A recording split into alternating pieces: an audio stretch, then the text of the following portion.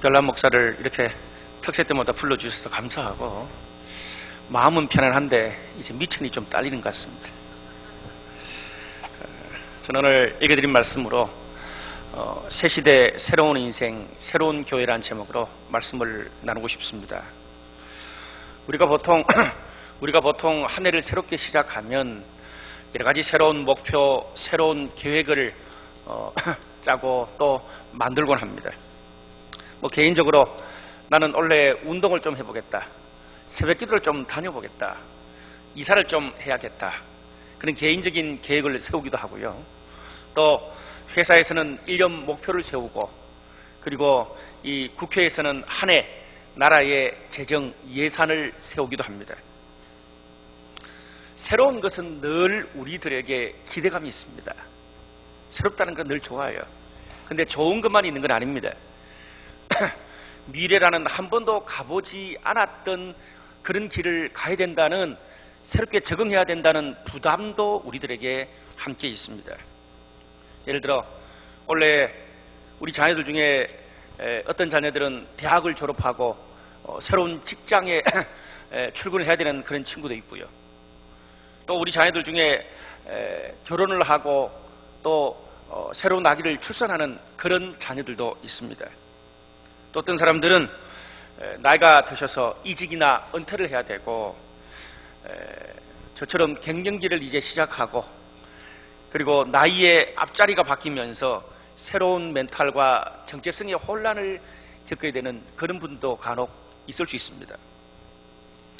올 한 해도 우리는 예측할 수 없는 그런 다양한 환경을 만날 테고, 또 여러 가지 문제에 봉착하게 될 것입니다. 그것 때문에 때때로 혼란스러워하고 낙심할 수도 있지만, 오히려 그것 때문에 우리의 인생과 신앙이 변화되는 새로운 기회가 될 수도 있을 것입니다. 오늘 우리가 읽었던 여호수아 1장의 말씀은 모세를 이어서 새롭게 지도자로 서게 된 여호수아에게 주시는 하나님의 말씀입니다. 오늘 이 말씀은 여호수아에게만 주시는 말씀이 아니라 새로운 환경, 변화된 상황에서 하나님 뜻에 순종하기를 원하는 모든 사람들에게 주시는 하나님의 말씀이기도 합니다. 오늘 이 말씀을 통해서 새로운 인생, 그리고 새로운 신앙, 그리고 이제 지금까지 10년 동안 기쁨의 동산교회를 인도해 주셨는데, 앞으로 새로운 10년을 살아갈 그런 비전의 말씀을 듣게 되기를 주님의 이름으로 축복합니다. 오늘 여호수아서의 처음 시작은 이렇게 진행됩니다. 1절 말씀에 여호와의 종 모세가 죽은 후에 여호와께서 모세의 수종자 눈의 아들 여호수아에게 말씀하여 이르시되, 그렇게 시작돼요. 여기서 여호와의 종 모세가 죽었다, 그렇게 하면서 여호수아의 시대가 시작됩니다. 그런데 여기 모세가 죽었다, 이것은 단순히 그냥 한 문장으로 끝나는 게 아닙니다. 이스라엘 민족에게 있어서 이 모세라는 지도자는 아주 특별한 지도자입니다. 이스라엘 역사 자체라고 해도 과언이 아니에요. 모세는요, 이집트에서 430년간 종으로 있었던 이스라엘 백성들을 탈출시켰습니다. 그때 모세를 따라 나온 그런 이스라엘 백성들의 숫자가 200만 명 정도 됩니다. 그럼 우리가 이사를 할 때에 가족들 한 대여섯 명 이사를 해도 몇 달 동안 적응을 해야 됩니다. 그런데 200만 명의 이스라엘 백성들을 데리고 홍해를 건너고 광야 40년을 모세는 버텨냈습니다. 그 과정에서 이스라엘 백성들이 모세와 함께 경험했던 하나님의 은혜, 하나님의 기적은 특별했습니다. 아마 인간 역사 가운데 그만큼 큰 하나님의 기적과 은혜를 경험한 그런 어떤 사건들은 없었을 거예요. 모세와 함께 이스라엘 백성들이 경험했던 그 모든 은혜는 구약성경 출애굽기, 신명기, 레위기, 민수기에 다 기록되어 있습니다. 그걸 우리는 모세 오경이다, 그렇게 말합니다. 이 모세 오경의 신앙, 홍해를 건너고 광야 40년 동안 모세와 함께 경험했던 이 기적은 이스라엘 백성들의 민족의 신앙의 기반이 됐습니다. 그리고 3,500년이 지난 지금도 유대인들에게는 신앙의 모태가 바로 모세 오경입니다.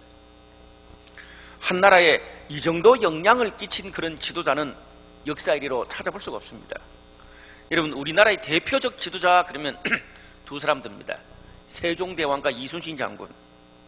여러분, 이분들은 모세의 비길바가 아닙니다. 모세가 없으면 이스라엘 역사가 존재할 수 없는 정도였습니다. 그런데 그런 모세가 죽은 겁니다. 이스라엘 백성들에게는 엄청난 충격이죠. 그런데 그 뒤를 이어서 지도자가 된 이 여호수아의 부담이 얼마나 크겠어요. 앞에 사람이 좀 못하고 부족해야 내가 좀 뭔가 설 차례가 있는데, 앞 사람이 이거는 뭐 영웅 정도가 아니라 역사상 한번 날까 말까 한 사람 뒤를 잇는다는 것은 굉장히 어렵습니다. 근데 여호수아와 함께 이스라엘 백성들이 앞으로 들어가야 될 이 가나안 땅도 이스라엘 백성들에게는 한 번도 가보지 못한 땅입니다. 어떻게 가야 될지 그 안내서 매뉴얼도 없고요. 먼저 가봤던 그런 경험 있는 사람도 없기 때문에 조언해 줄 사람도 아무도 없습니다. 여호수아도 이스라엘 백성들도 답답했습니다. 꿈은 있었죠. 가나안 땅에 들어가서 우리가 멋지게 살아야 되겠다. 근데 어떻게 들어가고 그리고 어떤 방법으로 해야 될지는 매뉴얼이 없습니다. 오늘 그런 상황에서 하나님께서 여호와에게 주신 말씀입니다. 오늘 2절 말씀 보니까 이런 말씀이 있어요. 내 종 모세가 죽었으니 이제 너는 이 모든 백성과 더불어 일어나 이 요단을 건너 내가 그들 곧 이스라엘 자손에게 주는 그 땅으로 가라. 좀 알기 쉬운 말로 하면 이 말입니다. 이스라엘 백성들이 민족의 태양이라고 여겼던 모세가 죽었어요. 이스라엘 백성들아, 너희가 정말 태양이라고 여겼던, 믿고 따랐던 모세가 죽었느냐? 낙심하지 마라. 이제 새 시대가 됐다. 과거에 묶여 살지 말고 하나님이 인도하시는 새로운 땅으로 가거라, 그 뜻입니다. 거기서 멈추지 않습니다. 5절 말씀에 보니까 내가 모세와 함께 있었던 것 같이 너와 함께 있을 것임이니라. 내가 너를 떠나지 아니하며 버리지 아니하리니, 그렇게 말합니다. 계속 내가 하겠다, 그렇게 하나님이 말씀하고 있습니다. 주어가 내가예요. 무슨 말입니까?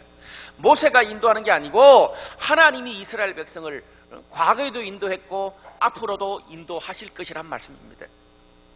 지난 10년 동안 이 기쁨의 동산교회를 하나님이 인도하셨던 것처럼 앞으로 우리에게 다가올 10년의 매뉴얼도 없지만 하나님께서 과거를 인도하신 하나님께서도 미래를 인도해 주시겠다는 거죠. 우리의 가정도 우리의 인생 여정도 그렇게 인도하신다는 것입니다. 여러분, 오늘 이 위대한 모세, 처음부터 위대한 사람이 아니었습니다. 모세가 처음 어떤 사람이었습니까? 광야 40년 동안 자기 장인 옆에서 양을 치면서 빌부터 살았던 사람입니다. 떨기나무 불꽃 아래서 하나님이 이스라엘 백성을 인도해내라, 출애굽시키라, 그 미션을 처음 받았을 때 어땠습니까? 나는 이래서 못 갑니다, 저래서 못 갑니다, 계속 못 간다고 핑계를 댔던 겁쟁이였습니다. 그런데 그런 모세를 하나님이 함께 하시고 인도하셔서 그가 한 번도 가지 못했고 한 번도 이루지 못했던 위대한, 역사상 유례가 없는 그런 일을 모세가 이뤄냈습니다. 어떻게? 하나님이 함께 하셔서, 하나님이 인도하셔서 함께 했습니다. 여러분, 어떤 면에서 모세가 처한 상황과 여호수아가 처한 당면한 과제가 다릅니다. 그러나 하나님이 함께 하시면 아무리 우리가 처한 상황이 다를지라도 모세처럼 여호수아처럼 우리의 삶도 그렇게 온전히 세워주실 줄로 믿습니다. 여러분, 모세에게 주어진 과업이 뭐였습니까? 모세는 이스라엘 백성들을 200만 명을 탈출시키고 광야 40년을 잘 버텨내는 것이 모세에게 주어진 역할이었습니다. 그리고 모세와 함께 했던 사람들이 어떤 사람들입니까? 이집트에서 모세와 같이 노예로 있었던 그런 사람들이 대다수였습니다. 그런데 새로운 지도자가 된 여호수아가 맞닥뜨려지는 환경은 전혀 달랐습니다. 광야 40년을 보내야 된 미션이 아니었습니다. 여호수아는 어떤 미션? 가나안 땅에 들어가서 거기 있는 정착민들을 다 몰아내고 정복전쟁으로 다 몰아내고 거기에 셋터를 잡고 성을 쌓고 사는 것, 정복전쟁의 미션이 여호수아에게 주어졌습니다. 함께하는 사람들도 달랐어요. 모세는 다 이집트에 노예로 있었던 사람들이 대다수였지만 여호수아는 어떻습니까? 여호수아와 함께 했던 사람들은 거의 여호수아 갈렙 빼고는 전부 다 광야에서 40년을 보내면서 태어났던 새로운 세대들입니다. 이집트 시대를 몰라요. 노예 시절을 몰라요. 인도하시는 하나님은 모세와 여호수아 때가 똑같지만 이뤄야 될 목표, 그리고 리더십의 역할, 그리고 소통하는 방법이 시대가 다르기 때문에 다를 수밖에 없어요. 우리는요, 하나님이 내 인생을 이렇게 인도하셨다고 내 자녀들의 인생도 똑같이 인도한다고 생각하면 안 됩니다. 각 사람에게 맞게 다양한 방법으로 하나님이 인도하십니다. 기쁨의 동산교회도 마찬가지입니다. 지난 10년 동안 하나님이 인도해 오셨던 방법하고 앞으로 10년은 다를 수밖에 없어요. 왜? 시대가 다르기 때문에. 여러분, 우리나라 역사도 한번 보십시오. 일제 36년 6.25 보릿고개 민주화 투쟁했던 그런 시대는 전쟁, 가난, 혼란을 몰아내고 목숨 걸고 경제를 일으키고 민주주의를 정착시키는 그런 세대였습니다. 주로 어떤 분들이 대통령이 됐습니까? 박정희 대통령, 김영삼 대통령, 김대중 대통령. 센 분이죠. 어떤 일이 있어도 돌파하는 리더십이 강력한 지도자가 대통령이 됐습니다. 그런데 지금은 전쟁과 보릿고개를 모르는 세대들입니다. 여호수아 세대예요. 옛날처럼 단순히 굶어 죽지 않고 경제만 성장되면 된다, 그것을 목표로 살아서는 국민들의 호응을 얻지 못합니다. 어떻습니까? 요즘 시대의 지도자의 과제는 경제적 불평등을 해소해야 됩니다. 경제만 개발시킬 뿐 아니라, 그리고 우리가 번 돈을 공평하게 분배를 잘하는 복지 국가의 비전도 함께 이뤄내야 되는 거예요. 여러분, 그래서 이번 그 선거 때 그걸 잘 보여주고 있잖아요. 그래서 요즘 시대는요, 강한 추진력이 있는 그런 영웅 같은 리더십이 아니라 서로 생각이 다른 계층들을, 다양한 계층들을 하나로 묶어내서 각자의 역할을 잘 할 수 있도록 하는 소통하는 리더십이 필요한 겁니다. 지금 대통령이 가장 어려워하시는 부분도 그런 부분이에요. 모세와 여호수아뿐 아닙니다. 세월이 가고 나이가 들면 사람도 변하고 상황도 달라지게 되어 있습니다. 그럼 어떻습니까? 우리가 그것을 받아낼 수 있는 준비가 필요합니다. 예전에는요, 30년이 지나야 한 세대가 바뀐다 그랬습니다. 요즘은 10년입니다. 10년도 아닙니다. 5년만 바뀌어도 한 세대가 바뀐다고 이야기하고 있습니다. 그만큼 빠릅니다. 여러분, 내가 사는 세상이 달라지면 반응하는 우리의 모습도 달라져야 되는 거예요. 그래야 적응을 할 수 있어요. 요즘 모두가 다 스마트폰으로 연락하고 비즈니스하고 은행 돈도 보내고, 그리고 우리가 어디 낯선 곳에 여행할 때 스마트폰 꽂고도 하지만 내비게이션을 가지고 다 여행하잖아요. 남들은 다 그렇게 여행하는데 나 혼자 공중전화를 걸고 통화를 해야 되고 지도책 보고 여행을 간다 치면 함께 가는 사람들이 힘들어서 같이 여행을 못 갑니다. 그렇잖아요. 저는 길치입니다. 제 와이프는요, 정말 길을 잘 알아요. 그때까지만 해도 하나님의 인도는 저희 와이프에게 있었습니다. 내비게이션이 나고부터 우리 집의 모든 주도권은 저한테 왔습니다. 시대가 달라졌어요. 예. 사람도요, 나이가 들고 위치에 따라서 생각하고 말하고 행동하고 고민하는 것들이 성숙해져야지 나도 좋고 다른 사람도 좋습니다. 그것이 자연의 이치입니다. 가정, 직장, 인간관계, 그리고 교회도 그래야 편해집니다. 성숙해집니다. 근데 여러분, 뒤집어서 거꾸로 30살짜리가 군대 갔다 온 20대 중후반 30살짜리가 와서 10살짜리처럼 엄마 밥 줘, 어디 펴줘, 그럼 어떻게 됩니까? 뺨때기 맞아야 됩니다. 그만큼 꼴불견이 없어요. 안 자란다는 말이죠. 여러분, 우리가 나이 앞에, 아마 올해부터 나이 앞에 앞자가 바뀌는 분이 계실 거예요. 저도 앞자가 바뀌었어요. 앞자가 바뀌면서 갱년기가 찾아오더라고요. 예. 우리 나이 앞에 4자로, 5자로, 6자로, 7자가 들어서기 시작하면 체력도 떨어지고 생각도 달라지고 우리의 처지도 달라지기 시작합니다. 그럼 어떻습니까? 내 체력에 내 나이에 맞게 행동해야 돼요. 근데 50대, 60대가 20대처럼 가서 조기 축구를 했다. 그러면요 어떻게 됩니까? 병원에 실려갑니다. 옆에 있는 부인과 자식들이 너무 고통스러워요. 무슨 말입니까? 과거에 머물러 있으면 내 체력과 내 나이는 달라졌는데 과거에 머물러 있으면 본인도 힘들고 주변 사람도 힘들어진다는 그 말이죠. 근데 간혹 우리 주변을 보면 어떤 사람들을 보면 신앙생활 하면서도요 청년 때 결혼하기 전까지는 신앙생활 너무 잘해요. 힘들고 어려울 때 직분 받기 전까지는 열심히 신앙생활을 잘합니다. 그런데 환경이 달라지면 신앙의 순수함, 신앙의 비전, 신앙의 열정을 다 잃어버리는 그런 사람들이 있어요. 여러분, 우리가 뭐 그거창한 이야기 집어치고 아주 우리 가까이 피부에도 와닿는 이야기만 해도 우리가 셀만 바뀌어서 예를 들어 이사를 가서 뭐 원곡동에서 중앙동으로 이사를 갔어요. 그럼 어떻습니까? 교구도 바뀌고 셀도 바뀌잖아요. 셀과 교구만 바뀌어도 어떻습니까? 뭐 분위기도 다르고 생활 패턴도 다르고 신앙의 색깔이 많이 달라질 수밖에 없습니다.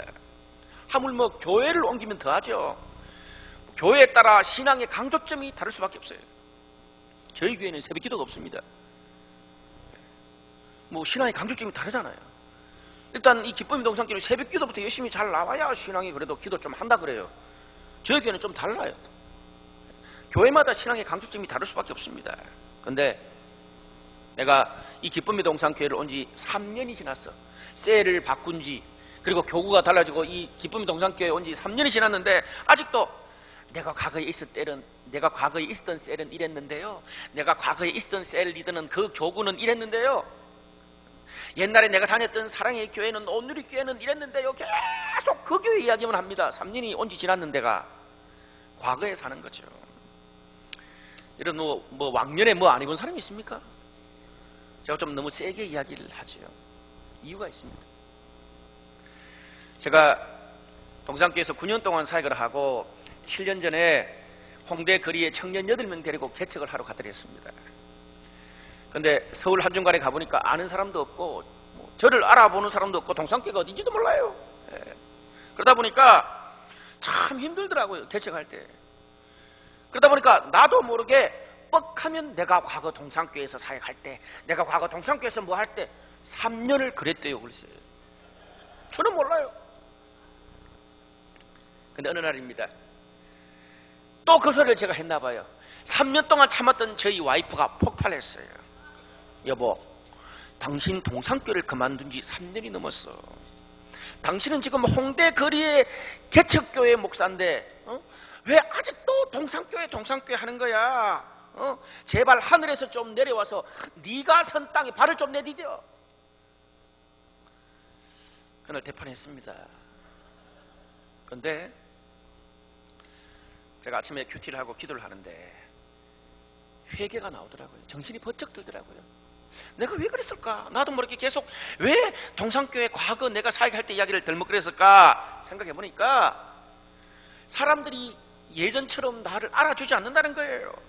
과거에 내가 이렇게 저렇게 유명한 사람이었는데 아무도 나를 알아주지 않으니까 자꾸 그 이야기를 하는 거예요. 내 잘나갈 때 이야기를 하는 거예요.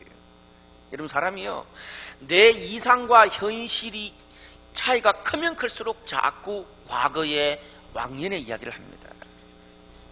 제가 그때부터 정신 차리고 홍대 거리의 개척교회 목사로서 내 정신과 태도를 바로잡았어요. 겸손해졌다는 말이죠. 그러니까 그때부터 성도들도 마음을 열더라고요. 진짜 목회가 돼요. 아멘. 그래서 제가 이 왕년의 과거에 하는 걸 이렇게 욕하는 거예요. 전체는 그렇게 살지 말라고.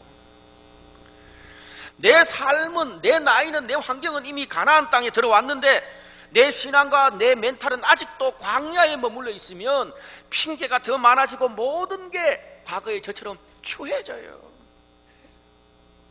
오늘 2절 말씀 보니까 이런 말씀이 있어요. 이제 너는 이 모든 백성으로 더불어 일어나 이 요단을 건너 내가 그들 곧 이스라엘 자손에게 주는 땅으로 가라. 여러분, 여기서 요단강을 건너가라라는 이 단어는 헬라어로 어떤 뜻인 줄 아세요? 꾸물거리거나 지체하지 말고 즉시 건너가라는 거예요. 어떻게 해요? 즉시 건너가라는 거예요. 사랑하는 여러분, 광야 40년을 지났으면 이제 가나안 땅으로 즉시 빨리 들어가야 되는 거예요. 그게 머물러 있어서 과거 타령만 할수록 더 내 삶이 꼬이고 힘들어져요. 그런데 가나안 땅에 들어와서는 어떻습니까? 모세 시대의 비전과 영성으로 살면 안 돼요. 모세 시대는 떠나보내고 이제 여호수아와 함께 새 시대, 새 비전, 새로운 사람과 새로운 환경을 접했으니까 거기서 새로운 일을 해야 되는 거예요. 새로운 시간을 살아야 되는 거예요. 그것이 하나님의 자연스러운 인도요 섭리입니다. 그런데 모세 시대의 그늘에서 벗어나지 못하고 과거가 좋았네, 그때는 이랬는데 저때는 이랬는데 그 말만 계속 하고 다니면 어떻습니까? 하나님이 여호수아에게 주신 새로운 역사, 새로운 비전, 새로운 축복은 내 인생에 찾아볼 수 없는 거예요. 그러니까 어떻습니까? 현재 내가 처한 이 상황을 받아들일 수 없어요. 자꾸 과거 이야기만 하면서. 그러니까 어떻게 돼요? 불평만 나오는 거예요. 하나님 원망만 하는 거예요. 하나님, 내 기도를 드렸는데 왜 응답하지 않으시지? 응답했어요 이미. 상황이 내가 원하는 것과 다를 수 있지만 하나님 그 새로운 상황을 통해서 새로운 일을 이루신다는 말씀입니다. 아멘. 여러분, 신앙생활도요, 청년 때 신앙생활 열심히 잘하는 거 하고 결혼해가지고 시집과 부딪히고 친정과 부딪히고 그리고 막 애 하나 낳고 둘 낳아서 잠옷실에서 한 4, 5년 썩어서 예배 드리면 어떻습니까? 하나님이 살아계신지 안 살아계신지 모른다 그래요. 제 이야기가 아니에요. 신혼부부들이 그래요. 제가 과거에 지도했던 청년이 7년 만에 만났어. 눈빛이 이상해. 영적인 눈빛이 하나도 없어. 왜 그러냐 그러니까, 목사님, 애 셋 낳고 잠옷실에서 7년을 보내고 나니까 주님이 살아계시는지 모르겠대. 과거처럼 그런 정신머리로 신앙생활을 해서는 안 된단 말이에요. 여러분, 중년의 남자분들도 마찬가지예요. 직장생활에 정말 회식하고 2차, 3차 계속 가야 되고 술 퍼먹어야 되고, 근데 그렇게 열심히 했는데 다니던 회사도 위태위태한데 또 딱 그 나이에 자녀들이 사춘기라 중학교, 고등학교 다닐 때예요. 그 머리가 터질 것 같은데 중학교 3학년짜리 우리 아들이 공부 안 하고 때리치겠대. 인생의 모든 것은 성적순이 아니잖아요. 그러면서 때리치겠대. 어떻게 됐어요? 40대 가장이 왜 뛰어내리는지를 이해할 수가 있을 겁니다. 40대까지는 가정과 직장과 교회에서 너무 젠틀하고 아름다운 부부로 살아왔어요. 그런데 50대가 넘으면서 갱년기에 폐경기를 지나면서 나도 이해할 수 없는 그런 내 모습을 발견하게 돼요. 그러면서 어떻습니까? 부부간에 대판 싸웁니다. 마지막 남은 부부의 정도 사라질 수 있어요. 제가 갱년기에 접어들면서 여러 가지 책도 보고 그런 선배들 많이 만나보니까 이런 이야기를 하더라고요. 여러분, 우리가 이런 상황을 겪으면서 신앙생활은 어떻습니까? 그렇게 젊은 시절에 외쳤던 신앙의 비전, 가정과 직장의 비전이 휴지 조각처럼 사라질 수 있는 것입니다. 몰라서, 은혜를 안 받아서, 준비를 안 해서 그렇게 되는 건가요? 아니에요. 우리에게 어떤 태도가 필요합니까? 시대가 달라졌어요. 광야 시대가 아니고 내 삶에도 가나안 땅의 시대가 도래한 거예요. 그럼 그때는 어떻게 됩니까? 과거의 영성과 멘탈로 살아서는 안 돼요. 과거의 영광, 과거의 경험 다 내려놓고 하나님이 인도하시는 새로운 환경에서 내 영성과 인격과 리더십을 겸손하게 훈련해야 변화되는 환경에서 여전히 하나님의 축복을 경험할 줄로 믿습니다. 흔히 요즘 젊은 세대들이 이 어른들하고 대화가 안 통하고 꽉 막힌 그런 어른들을 꼰대라고 부릅니다. 들어보셨어요? 네, 우리 애들이 저한테 자주 쓰는 말입니다. 꼰대가 뭡니까? 제가 사전적 의미를 찾아봤어요. 꼰대라는 건요, 달라진 시대의 변화에 적응하지 못하고 20, 30년 전의 과거의 시대의 생각, 과거의 시대의 감정으로 현재 모든 것을 해석하고 말하는 것이 꼰대입니다. 그런데 저처럼 이렇게 젊은이들과 목회를 하면 꼰대가 어떻게 하면 안 되게 해서 피나는 노력을 해야 돼요. 왜? 꼰대가 되는 순간 저는 목회 접어야 돼요. 근데 제가 요즘 이렇게 주변을 이렇게 보면요. 나이가 많다고 다 꼰대가 되는 게 아니에요. 나이는 젊어도 앞뒤 꽉 막혀가지고 연세 드시는 분들보다 더 앞뒤 꽉 막힌 꼰대로 사는 젊은이들이 있는가 하면 60대인데도 젊은이들보다 훨씬 더 앞이 트이고 진취적인 그런 분들도 계세요. 우리 기쁨의 동산교회 분들은 후자일 줄로 믿습니다. 근데 세상에만 꼰대가 있는 게 아니더라고요. 신앙생활에도 교회에도 꼰대가 있습니다. 하나님이 주시는 변화되는 환경에 맞게 새로운 하나님의 인도에 따라가지 못하면 내가 예전에 경험했던 은혜, 내가 예전에 경험했던 비전, 내가 예전에 경험했던 그런 교회 틀만 딱 갇혀 있어가지고 거기서 못 벗어나서 영적인 꼰대가 될 수 있어요. 그게 신기하죠. 여러분, 그래서 보통 나라를 건국할 때 보면 어떻습니까? 같이 그냥 이성계, 태조 이성계와 함께 나라를 세웠을 때 그 사람이 너무나 영웅인데 딱 조선이라는 나라가 서고 나면 초기의 멤버들이 다 날아가잖아요. 왜 그렇습니까? 과거의 영광에 묶여 살아서 그래요. 변화돼야 되는 거예요.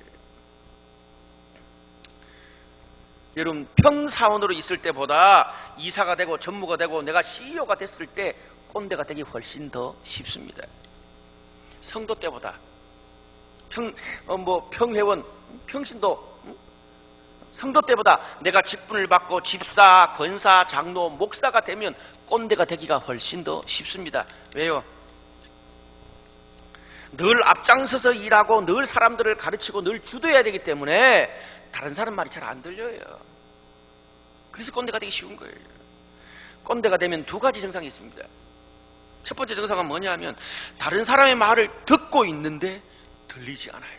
신비한 체험이죠. 저희 와이프가 늘 저한테 들으라 그래요. 듣고 있는데 그러지 말고 마음으로 들으래요. 잘 안 들리는 거예요. 듣고 있는데. 또 한 가지는 뭔지 아세요? 나는 당연하고 편한데 주위 사람들이 너무 힘들어해요. 나만 몰라. 주변에 다 아는데.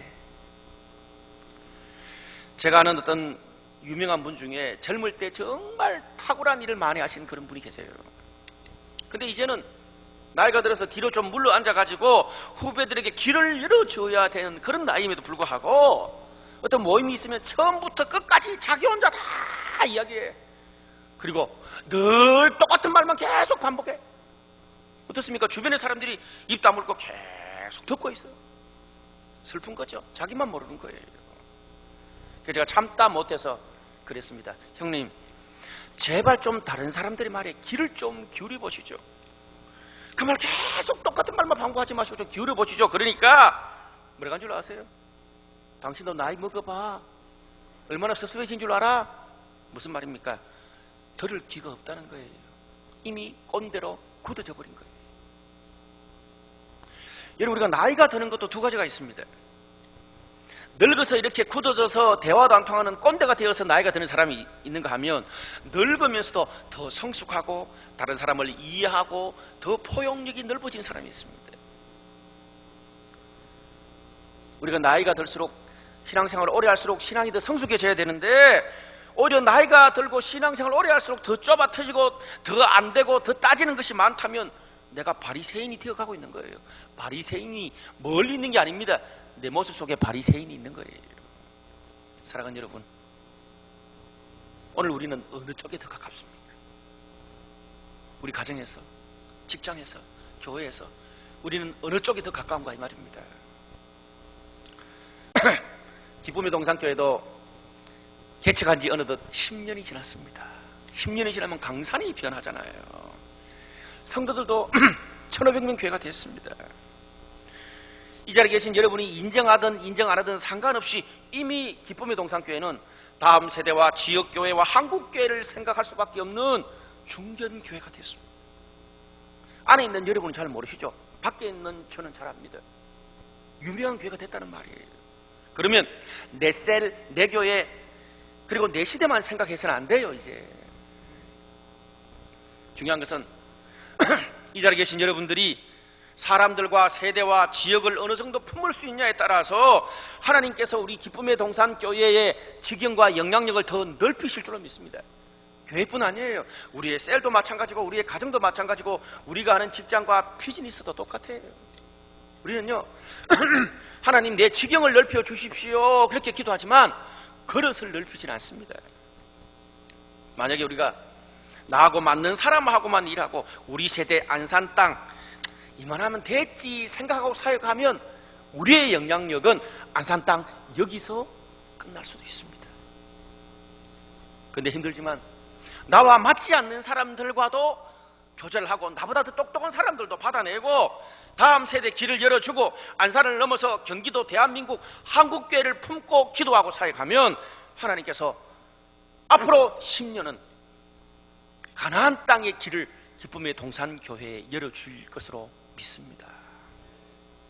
그러려면 목회자들과 여러 평신도 리더십들 그리고 셀에서 영성, 인격 그리고 리더십이 새로워져야 됩니다. 과거에 묶여 있으면 안 돼요. 그리고 모세에서 여호수아 시대로 넘어가는 준비를 해야 됩니다. 훈련을 해야 됩니다. 하나님 지금까지 10년을 지켜오셨는데 지금까지는 기반을 닦았잖아요. 이제 앞으로의 10년은 정말 한없이 나가는 그런 10년이거든요. 지금까지는 내가 앞장서고 내가 일을 주도했다면 어쩌면 이제부터는 나보다 더 훨씬 더 똑똑하고 잘하고 은사가 있고 더 젊은 사람들을 위해서 내가 그들의 길을 열어주고 내가 뒤에서 그들을 응원하고 박수쳐야 되는 그런 상황이 찾아올 수도 있습니다. 질투하지 않고 기쁨으로 축복하면서 말입니다. 우리가 나보다 더 잘난 사람을 못 보면 어떻습니까? 이 교회에 나보다 더 잘난 사람은 오지 않는 거예요. 우리보다 더 뛰어난 그룹들이 오지 않는 거예요. 우리가 마음을 연 만큼 하나님이 부어주실 거예요. 우리의 가정도 직장도 비즈니스도 마찬가지입니다. 오늘 3절과 4절 말씀 보니까 이런 말씀이 있어요. 내가 모세에게 말한 바와 같이 너희 발바닥으로 밟는 곳은 모두 내가 너희에게 주었노니 곧 광야와 이 레바논에서부터 큰 강 곧 유브라테 강까지 해쪽 속의 온 땅과 또 해지는 쪽 대까지 너희의 영토가 되리라. 여기 이스라엘 백성들이 차지할 구체적인 땅의 영역들이 나옵니다. 바른 곳을 다 주신다는 거예요. 오늘 본문을 보면 새로운 땅으로 들어가는 여호수아에게 약속과 축복의 말씀이 너무 많이 나옵니다. 그런데 그 축복의 말씀이 언제 나의 현실이 되는가 이 말입니다. 당장 요단강을 건너고 약속의 땅을 밟는 그 순간부터 그것이 나의 현실이 된다는 거예요. 기도만 하고 있는 게 아니라. 그런데 우리는 하나님이 은혜 주시고 축복 주시면 내가 요단강을 건너가겠습니다 그렇게 말합니다. 그런데 성경은 그렇게 말하지 않습니다. 먼저 너희가 요단강을 건너라 그러면 축복이 따를 것이다. 먼저 너희가 가나안 땅으로 지금 바로 들어가라 그러면 하나님의 약속이 이루어질 것이다 그렇게 말하고 있습니다. 순종한 만큼 은혜와 축복과 비전은 주어질 것입니다. 하나님은요 여호수아 이스라엘 백성 아니 오늘 우리들에게 기쁨의 동산교회 성도들에게 모세시대 과거의 영광과 경험에 갇혀서 그것만 우려먹는 그런 사람으로 우리의 인생과 신앙생활을 하기를 원치 않으십니다.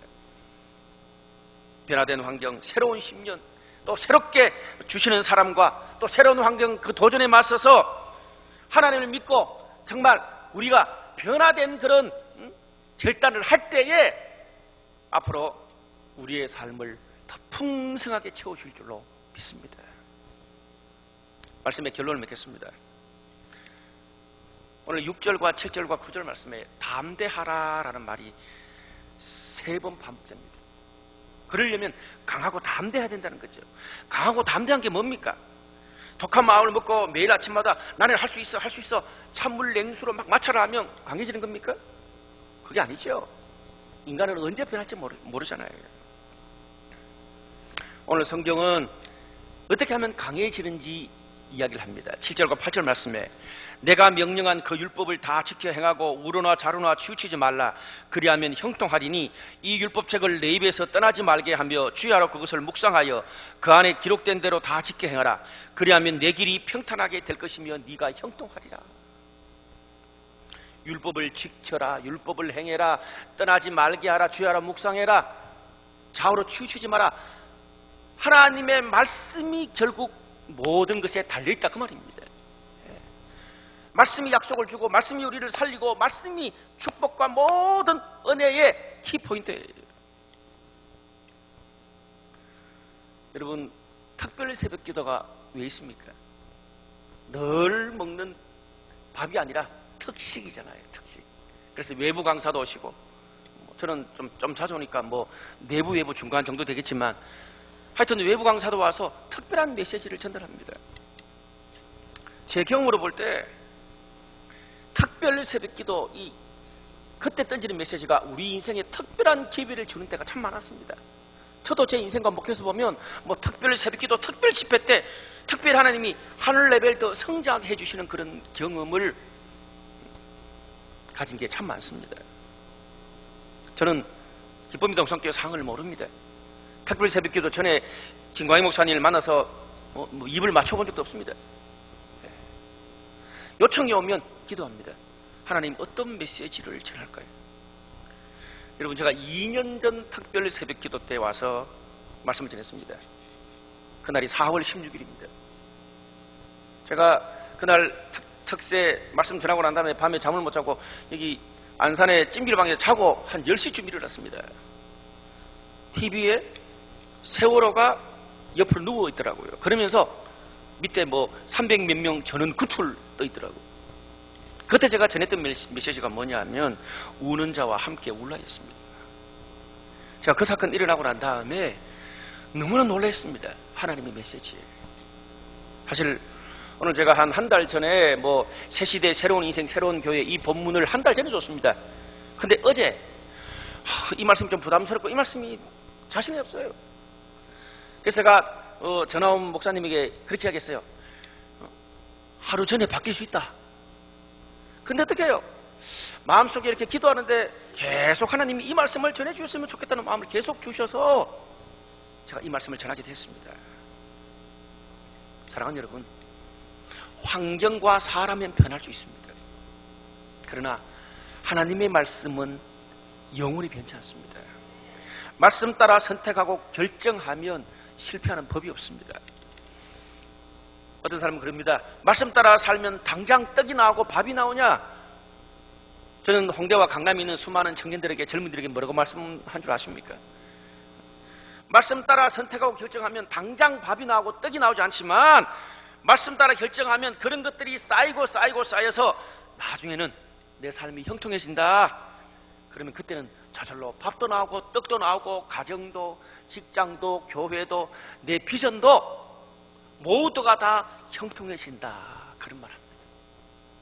오늘 특별 새벽기도 지난 40일 동안 여러분 어떤 말씀을 받았고 어떤 기도를 하셨습니까?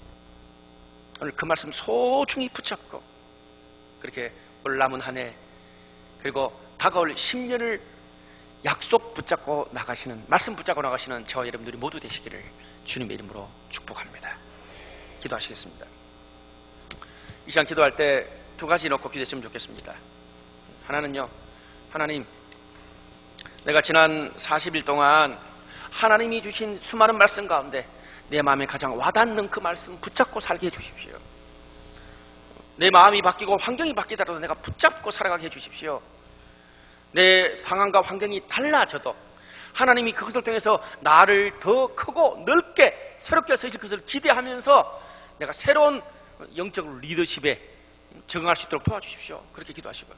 또 한 가지는 우리 기쁨의 동산교회를 위해서 기도하십시다. 하나님, 지난 10년 동안 우리 기쁨의 동산교회를 정말 은혜 가운데 이렇게 멋지고 아름다운 공동체로 되게 해주셨는데 이제 앞으로 10년 하나님 더 성숙해지게 하여 주시옵소서. 새로운 사람들 또 새로운 환경, 이제는 안산을 넘어서 이 경기도와 대한민국과 이 한국교회를 품는 그런 귀한 기쁨의 동산교회가 되게 달라고 이 시간 같이 손을 들고요, 부목사님 나오실 때까지 주님 이름 크게 한번 부르고 통성으로 기도하겠습니다. 주여!